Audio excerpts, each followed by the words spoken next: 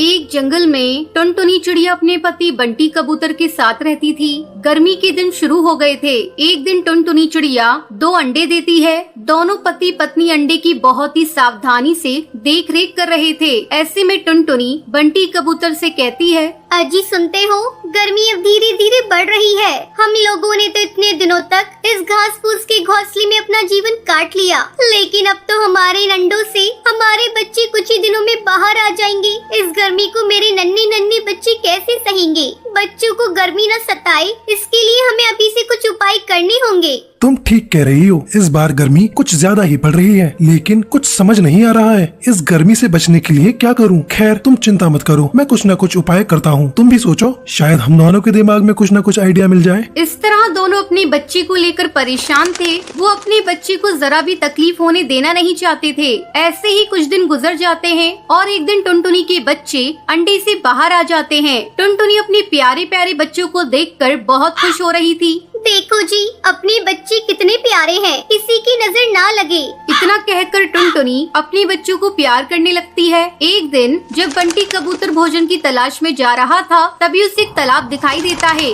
अरे वाह, कितनी ठंडी ठंडी हवा चल रही है। गर्मी का तो नामो निशान नहीं है। मैं आज ही टुनटुनी को जाकर ये बात बताऊंगा, फिर हम लोग यही अपना घोंसला बनाकर अपने बच्चों के साथ रहेंगे। ये सोचकर बंटी कबूतर बहुत ही खुश हो रहा था और खुशी खुशी घर आकर ये बात टुनटुनी को बताता है। उसकी बातें सुनकर टुनटुनी भी खुश हो जाती है। ठीक है जी, मैं कल ही आपके साथ उस जगह को देखने जाऊंगी। अगले दिन टुनटुनी चिड़िया बंटी कबूतर के साथ उस तालाब पर जाती है। वो इधर उधर देखती है। आपने बिल्कुल ठीक कहा था जी, यहाँ पर तो बहुत ही ठंडक है। तभी टुनटुनी की नजर तालाब के पास पड़ी मिट्टी पर जाती है। वो खुशी से चिल्लाकर कहती है, इधर देखो जी, यहाँ कितनी सारी मिट्टी पड़ी है। तुम्हें पता है मिट्टी का घर कितना ठंडक देता है? गर्मी में हम इसी मिट्टी से अपना मटका घर बनाएंगे। उसकी ये बातें सुनकर बंटी कबूतर कहता है, अरे टुनटुनी, तुम्हारे दिमाग का तो कोई जवाब नहीं। तुम्हारा आइडिया तो बहुत अच्छा है। फिर दोनों मिलकर अपना मटका घर बनाते हैं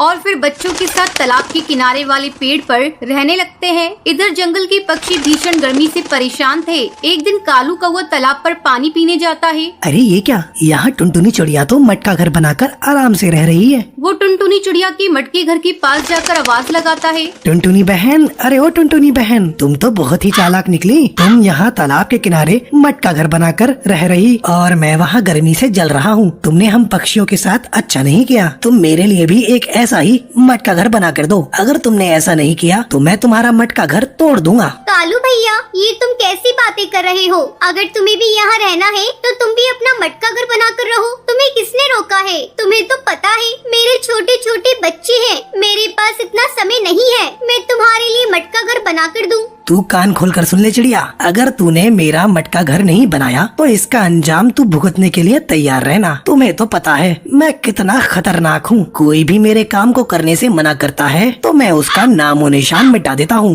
अभी तो मैं जा रहा हूँ, 2 दिनों बाद आऊँगा। उस समय मेरा मटका घर तैयार मिलना चाहिए। इतना कहकर कालू कौवा वहाँ से चला जाता है। क्या करूँ कुछ समझ में नहीं आ रहा है। लगता है मुझे अब कालू कौवे का मटका घर बनाना ही पड़ेगा। अब टुनटुनी चिड़िया धीरे धीरे मिट्टी इकट्ठा करती है और कालू के लिए एक मटका घर बनाती है। 2 दिन बाद कालू कौवा फिर से आता है। क्यों रे टुनटुनी, तूने मेरा मटका घर बना दिया?